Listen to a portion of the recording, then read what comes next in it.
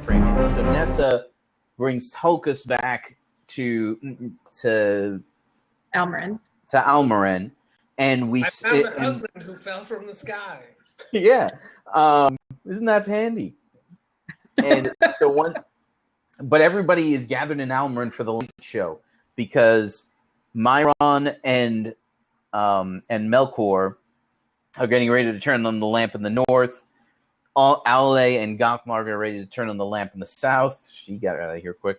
And let's address that briefly because I don't mind going to that immediately. But no, because the kindling of the lamps is at the wedding, right? No. The kindling of the lamps is the end of this episode. Right. Oh, right, and then the wedding is when the lamps come tumbling down. So right. Maybe we don't go back into the frame after this.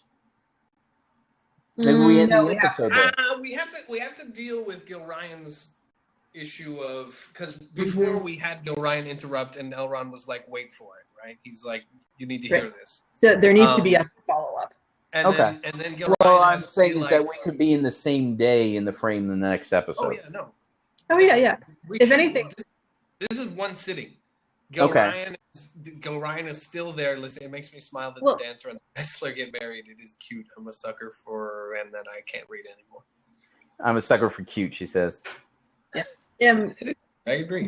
Plus, I really love the idea of a tiny waifish dancer and The Rock standing next to each other. I just feel like that's fantastic.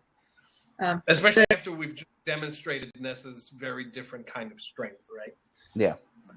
You were saying, Marie? As far as the transition between the two episodes goes, we could have literally a lunch break. They could reach this point in the story, they could finish everything up, and it'd be like, and now it is time for the evening meal, and everyone goes off to eat. And then the next episode, they're coming back into the Hall of Fire after having finished their meal. It could literally be a lunch break. See, for me, the episode ends with the climax of Gil Ryan saying, look, not only are you doing this wrong, but I want to tell him who he is so that he has the proper context for the rest of his life. Because this was the moment where we're saying we need to have that conflict of Gil Ryan wants to let Estelle know who he really is, right? Mm-hmm. Pretty much. Okay. All right. So we can come back in the frame to do that. That's kind of the cliffhanger of sorts. I mean, we could do a cliffhanger, or we could do just sort of a proper. To me, I think that's only works. No, it's fine. It's fine doing it that way where she says that sandwiches served by Tralala elves. Absolutely. Well, yeah, we could definitely still do the lunch break where they're breaking for lunch and Estelle goes off and she's like, I need to talk. And she pulls him aside and says this. And yeah. All right. So, but and we don't get Elrond's response until next episode. Okay. But back in Primordial Arda, it's a good term. I like it. I'm using it. Back in Primordial Arda, sandwiches served by Tralala elves. Yeah, exactly. We see we see everybody gathered in Almarin. No, Melkor has to be with them when the lights come on, doesn't he? Yeah. Because he has to be like, see what I have done for you. Yes. No, here's the thing that I was going to ask about that is how much time do we suppose has passed? Because I think we can kind of play fast and loose with the passing of years, quote unquote. Of course. Definitely. We've been present for the action of how long is Nessa trapped? That is the question. How long? Because when Tulkas gets there, things happen fairly quickly. How long does Nessa have to be doing her own thing, fending off the negativity of Ungoliant? Is that enough time to have passed for the lamps to basically be done when they get back? Maybe we don't need to have her bringing Tulkas back necessarily. Maybe we just need to have them be there. Yeah. What do you think, Marie? We could do that. I was thinking that since she was supposed to be gathering light for the lamps, obviously the construction wasn't finished yet while she was doing her thing. So I think that we could have her come back empty-handed and introduce Tokas to the gang, and then maybe fast And then a forward. separate scene of the lighting of the lamp. Yeah. Just like, and so they continued work on the lamps, and everything was awesome. Yeah. And I think we should, in the next episode, maybe have a reference to the turning on of the lamps and what impact that had on Ungoliant. Do we want a reference on Ungoliant when the light comes on? Because I would. We love could to do that in this episode. See her fleeing deeper and deeper into a mountain. And Yeah. as soon as the lights go on. Well, she should go into the mountain. Like we're going to see a big sweeping scene of the effects of the lamp. So we're going to see things coming to life, and one of the things we're going to see is her be like, and just scuttling off. It straight up. It dispels a lot of her darkness that she. Yeah. I would love for her to find a new mountainside and kind of be like just setting up shop on the mountainside. And as the lights come on, she's like, "Oh hell no!" and goes into the cave, and wraps herself up in a new darkness. Okay, cool. Yeah. All right. But that would be the end of this episode, not the next. Right. Yes. Yeah. Well, we're. Yes. Yeah. That's Yeah. Yes. Right. Yes. Yep, absolutely. You're absolutely right. Yeah, it has to be that way. Okay. And do we need anything else for the teams that are constructing the lamps? Do we need any other interactions between them? Because that would be. We just need to see them turning the lights on. I think. Yeah, okay. It should be maybe the contractors, the head contractors, right? Myron in the north, maybe, and Myron. I feel like Myron has to be in the north, and and Gothmog in the south. Okay. We're good with that. Nobody has any. Yeah, I think we, because I'd like to see Ale there in Almarin with the others. Yeah, me too. I think we should have the Valar in there in Almarin all together.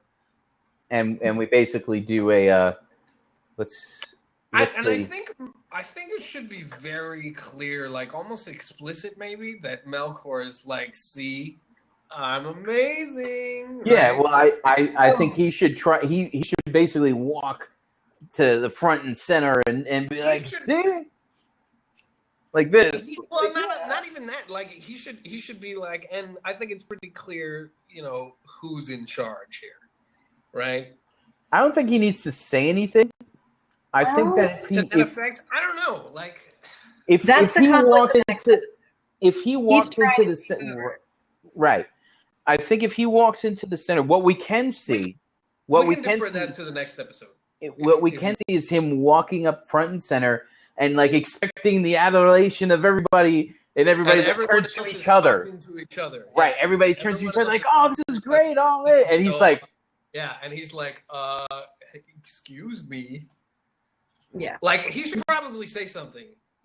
Even if he doesn't say like, "What about me?" He should have a speech.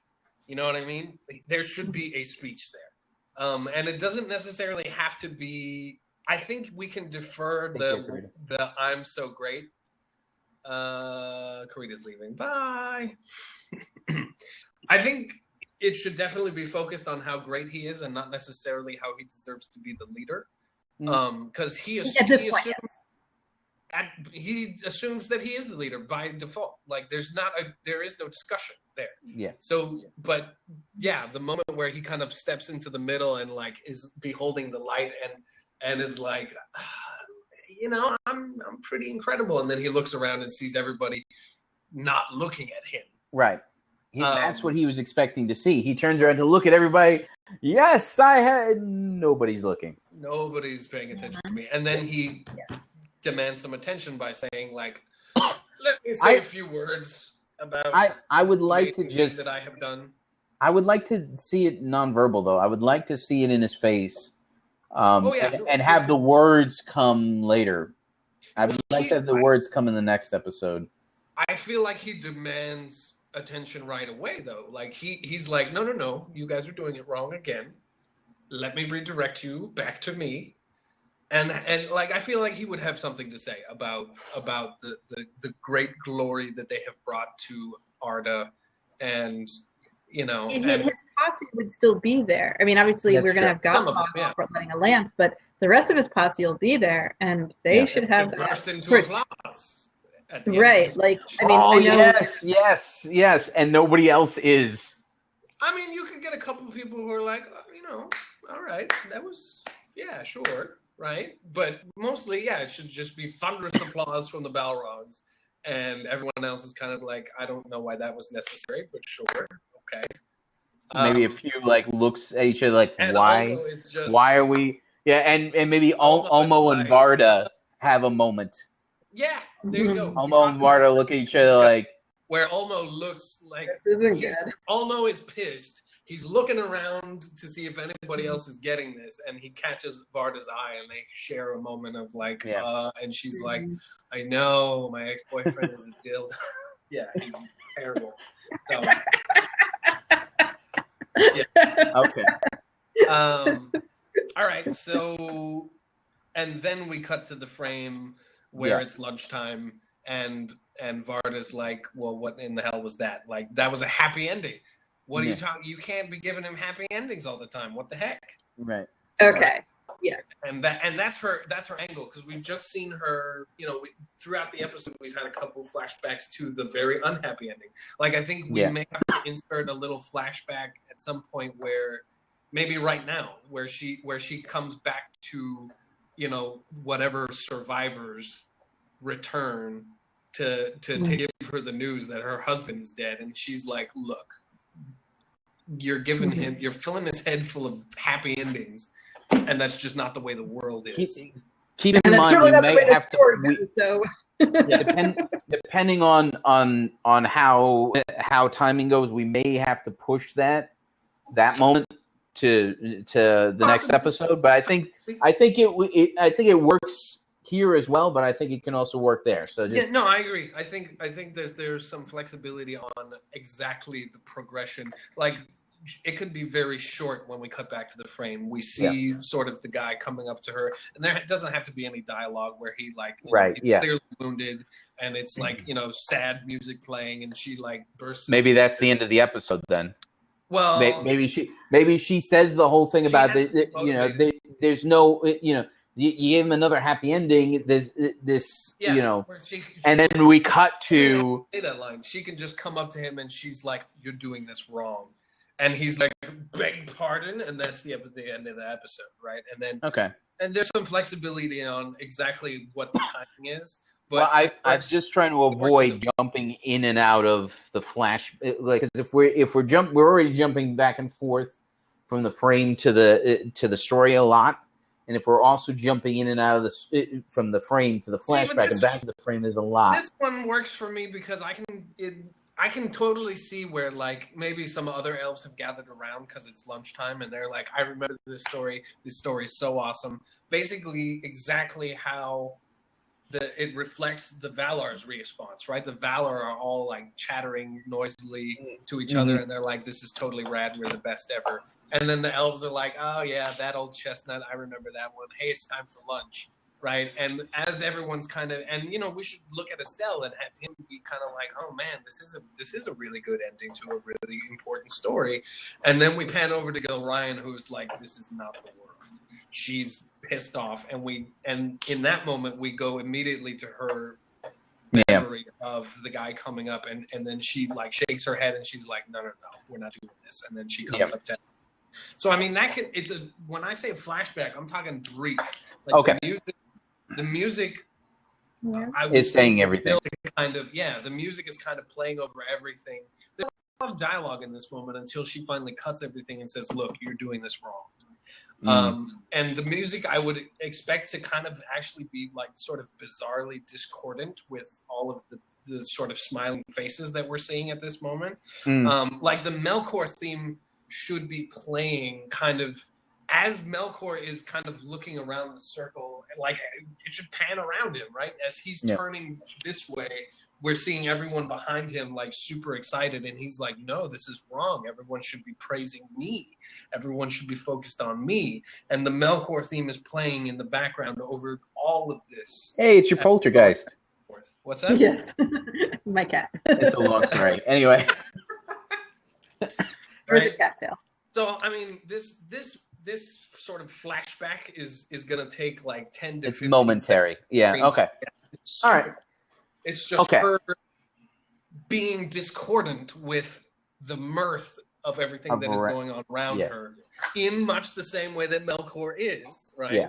That and the Melkor theme should be playing. I would love to have like a Melkor and Gil Ryan like mixing theme at this moment. I'm not good with writing music, but I can hear it kind of in my head, just like whatever Melkor's theme is, and then here's Gil Ryan's theme playing over it, right? A mashup behind it. And then we go right back to the party or lunchtime, and she comes up to Elrond and is like, "This is not what I had in mind. You're filling it with fairy tales and nonsense, and he's not going to be ready.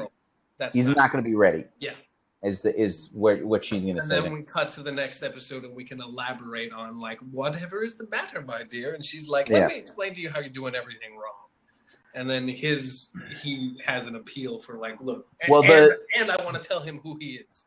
The end point of that arc has got to be as far as the involving the death of Arathorn, has got to be that Arathorn had all of these skills that you want to give to Estelle, and that's that's all important. Exactly. He died anyway.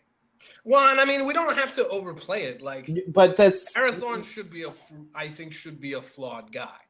But we did. I don't really see that. We mentioned that Elrond should have had a hand in keeping him too, right? It's not like he didn't do this with Arathorn. So, I think it would have been different, though. I don't think it would have been as intensive. It would have been Aragorn. Certainly would have happened later in his life.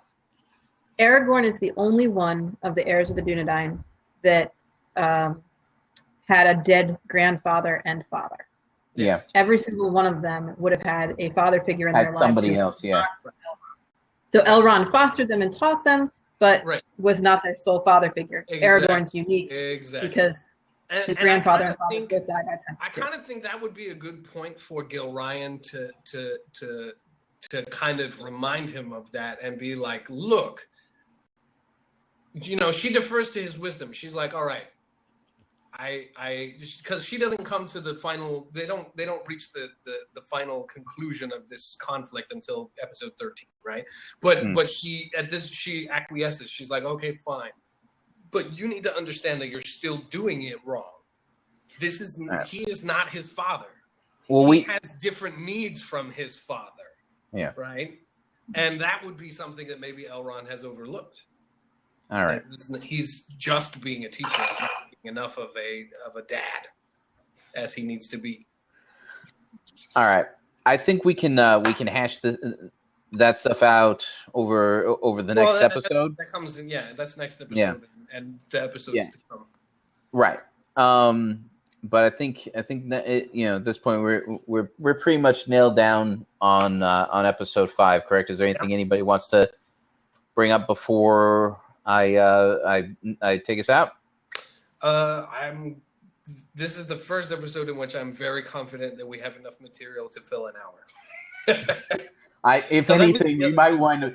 I can think of a few scenes that I think are probably going to wind up hitting the cutting room floor. To be honest, yeah, maybe. It's just awesome. That's awesome to have too much stuff. No, I agree.